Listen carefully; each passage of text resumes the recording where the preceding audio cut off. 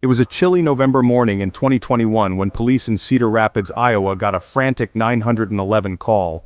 A man's voice, shaky and desperate, pleaded for help. "It's my wife. She's not breathing. I think she's gone. Please, you have to come now." That caller was Jeremy Parks, 39 years old and suddenly, a widower. His wife Marlene was just 36, a beloved elementary school teacher. Her death stunned everyone, friends, neighbors, even the police. Detective Amanda Lewis said she was laying in bed, covers pulled up, no sign of a struggle. It looked peaceful. Too peaceful. Jeremy was beside himself. At the funeral, he sobbed into Marlene's sweater. He set up a candlelight vigil on their lawn. Neighbors talked about how devastated he looked. But detectives felt something was off. There was a weird bleach smell in the bathroom. A single towel missing. Jeremy claimed he hadn't cleaned anything. He said he was too panicked to even think about chores. Detectives weren't buying it, so they got a warrant for his digital records, phone logs, emails, browser history. And that's when things got really strange. Jeremy had searched how to make a death look natural. How long after poisoning does a person die in sleep?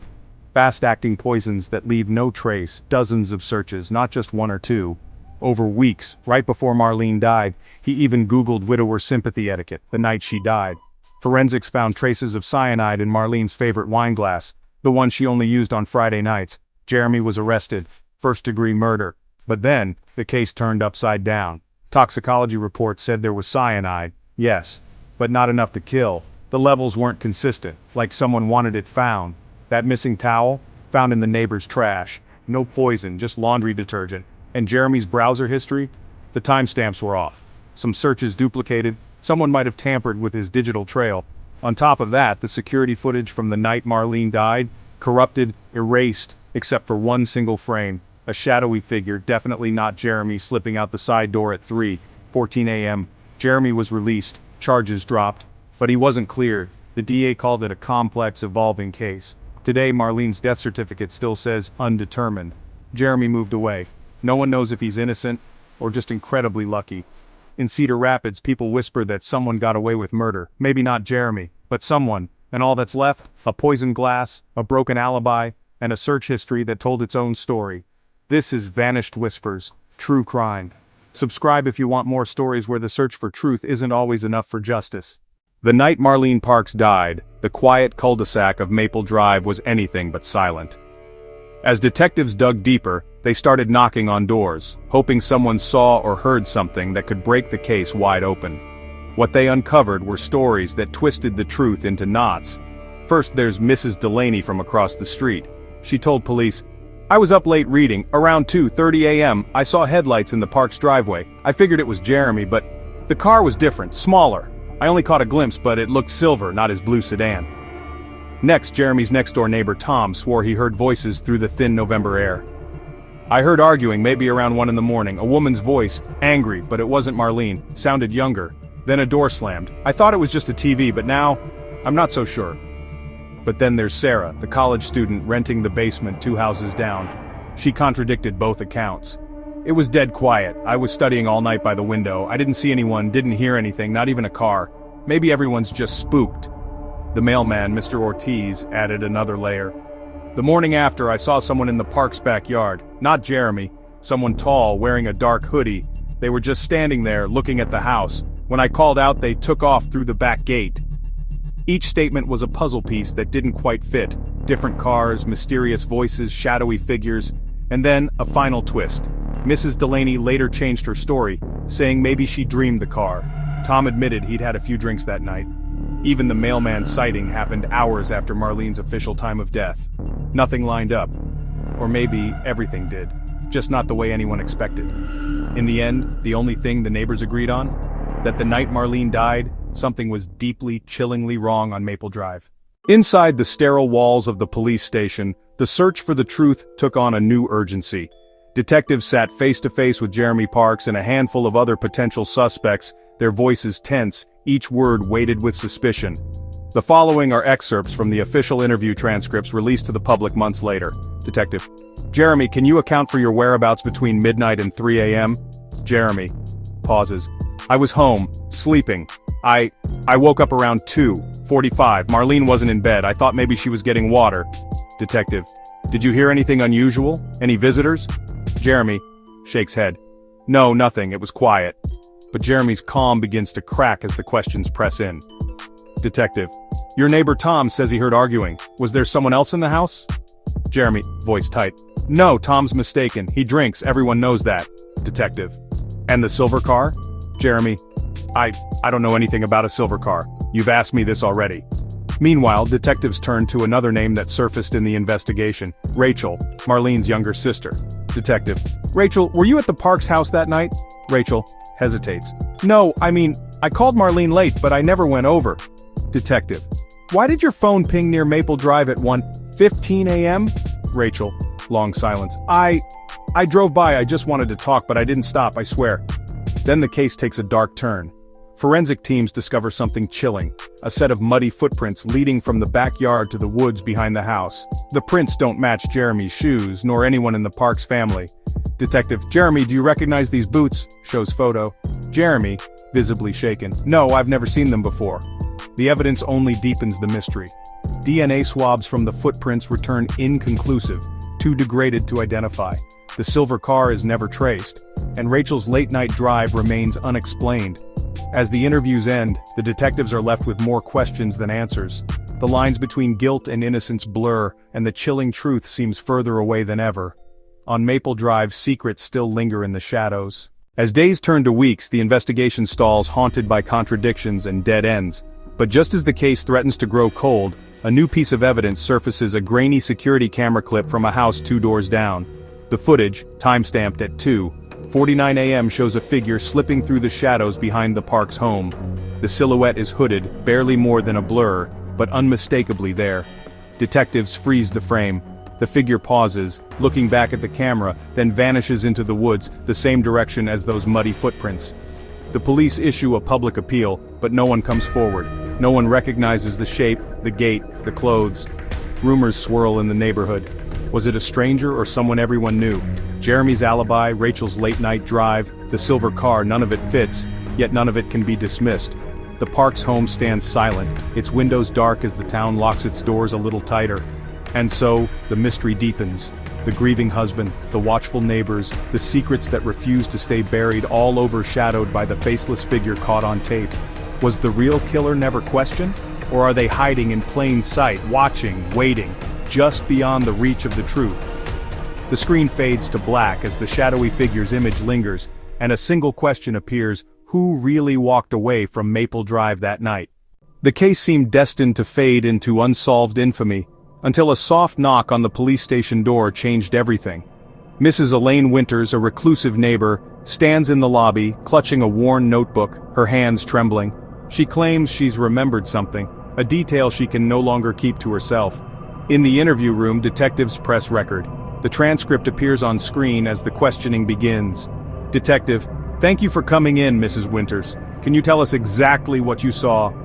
Mrs. Winters, voice shaky. It was late, just after 2. I couldn't sleep. I was making tea and saw lights in the Park's backyard. I thought it was odd, so I watched from my upstairs window. There were 2 people out there, not just one. Detective: 2? Can you describe them? Mrs. Winters: One was taller, wearing a hood. The other was shorter, moving quickly. I thought it was Rachel at first, but her car wasn't there. The shorter person handed something to the taller one. I heard a dog bark and they both froze. Then the taller person ran toward the woods, the same way as on the footage.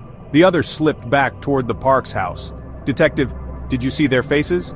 Mrs. Winters: No, but the shorter one, he was limping. That's what I noticed. A limp. The transcript lingers on the word limp. Detectives exchange glances, the tension thick in the air. Cut to Jeremy in his second interview, crossing his legs and wincing slightly, a detail previously overlooked. Meanwhile, Rachel stands on the porch of the Parks home, her expression unreadable as blue police lights flash in the windows. Officers comb the backyard for new evidence. Suddenly, a muddy glove is found, one that doesn't match Jeremy or Rachel. The neighborhood buzzes with whispers, a second figure, a limp, a secret exchange in the darkness. Everything the detectives thought they knew is suddenly upended. The screen lingers on the transcript, then fades to black as a single line appears. Not every secret can stay hidden forever, and some truths are more dangerous than lies. Suspense hangs heavy. The case has cracked wide open. Inside the harshly lit interrogation room, Detective Harris sits across from Jeremy Parks. The tension is palpable. Every breath, every glance loaded with consequence. Detective Harris leans forward, voice steady.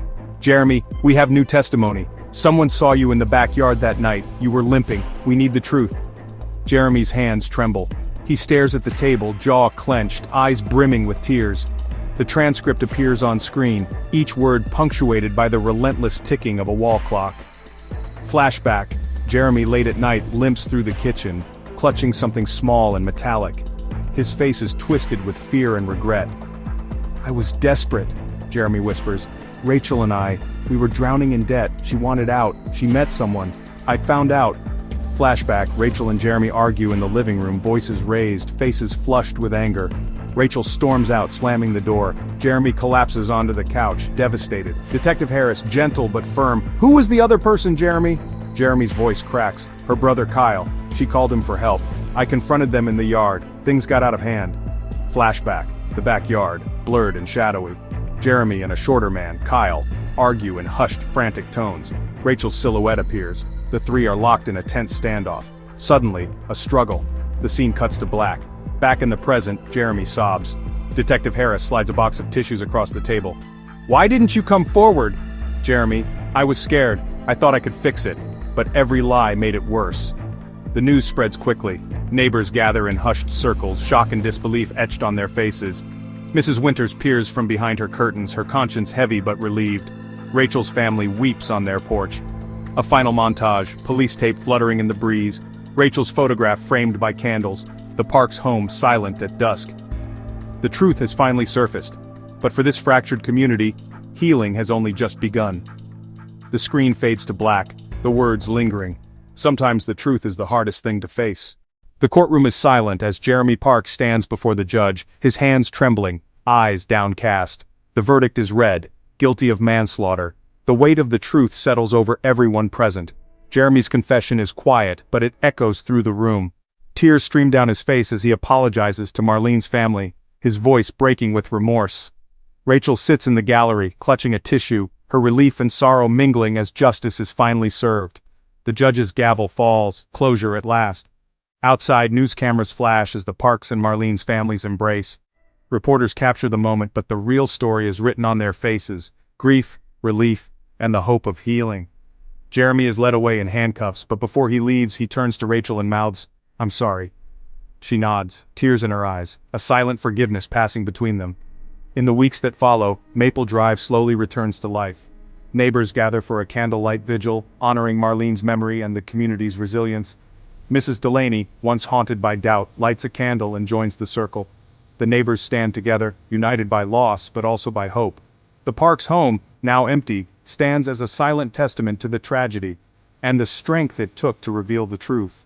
Life moves forward, children play on the sidewalks again, neighbors share quiet smiles, casseroles left on porches, and handwritten notes of support. Detective Harris visits Rachel's family, offering condolences and a sense of closure. The camera lingers on Marlene's photograph, now surrounded by fresh flowers and messages of love. As the sun sets, the narrator's voice returns, soft but resolute. When truth is finally spoken, wounds begin to heal. Justice brings peace, but it is forgiveness that allows a community to move forward. For those left behind, the pain never truly fades, but hope, fragile as candlelight, endures. The screen fades to black. Text appears. If you or someone you know is struggling, help is available. Reach out. You are not alone. Just when Maple Drive begins to breathe again, a ripple of uncertainty returns. Detective Harris receives an unmarked envelope. Inside, a single flash drive and a handwritten note. "You missed something. I saw it all." Cut to a dimly lit police interview room. Across from Detective Harris sits a figure shrouded in a gray hoodie, the brim of a baseball cap casting their face in shadow. The air crackles with unease. The detective presses record. "Detective Harris, please state your name for the record." "Unknown. Call me Alex, that's all you need." "Detective Harris. Alex, you claim to have evidence related to the Parks case. Why come forward now?" "Alex, because you put the wrong man away.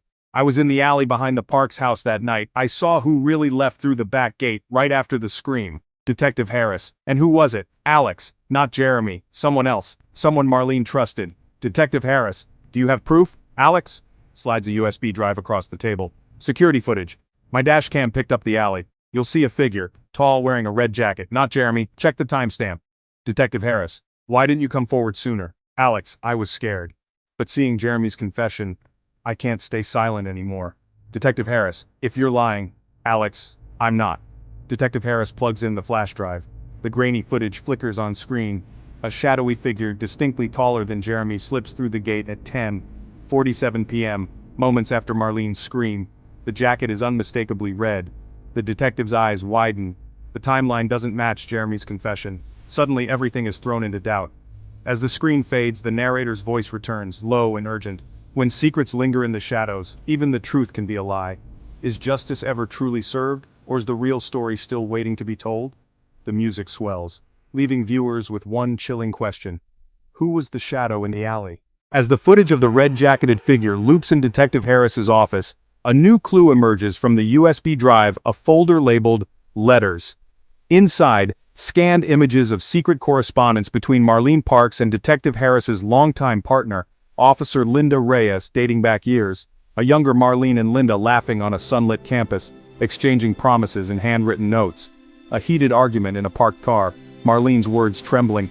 We can't keep doing this, someone will find out. Linda, late at night, burning a letter in her kitchen sink, her hands shaking. Back in the present, Detective Harris stares at Linda across the precinct conference table, betrayal etched on his face. Detective Harris, Linda, do you recognize these letters? Linda, voice trembling. I never wanted it to end like this. The room is heavy with silence as Linda breaks down, tears streaming. Linda, Marlene was my best friend. More than that, she was in trouble. She told me about threats, about Jeremy's rage. When she called me that night, I went to help, but by the time I got there, it was too late. I saw someone in a red jacket running. I panicked. I lied. About my whereabouts, about everything. I wanted to protect her memory and myself. Detective Harris, why didn't you tell me? Linda, I was scared of losing my job, of losing you as a friend, of facing the truth. Detectives press further, piecing together how Linda's secret relationship with Marlene muddied the investigation from the start. It was Linda who convinced Jeremy to confess, hoping to end the nightmare. But the new evidence and Linda's confession shatter the case wide open. As Linda sobs, Detective Harris gently places a hand on her shoulder, his own eyes glistening. In every crime, there are stories beneath the surface, relationships, regrets, and choices that bind us tighter than any chain. The truth is never just black and white. Sometimes it's written between the lines. The music swells, lingering on the faces of those left behind. Justice, once clear, now blurred by the tangled web of love and deception. Sound, urgent police radio sirens. Detective Harris bursts into the precinct, clutching a new piece of evidence, a blood-stained envelope. Officers gather, tension thick in the air. In a tense confrontation, Linda Reyes steps forward, voice trembling, and confesses her role in hiding the truth. The real killer, Kyle, Rachel's brother, is identified and arrested on the spot. Jeremy is released from his cell, disbelief and relief flooding his face. His family rushes to embrace him, tears streaming as the nightmare finally ends.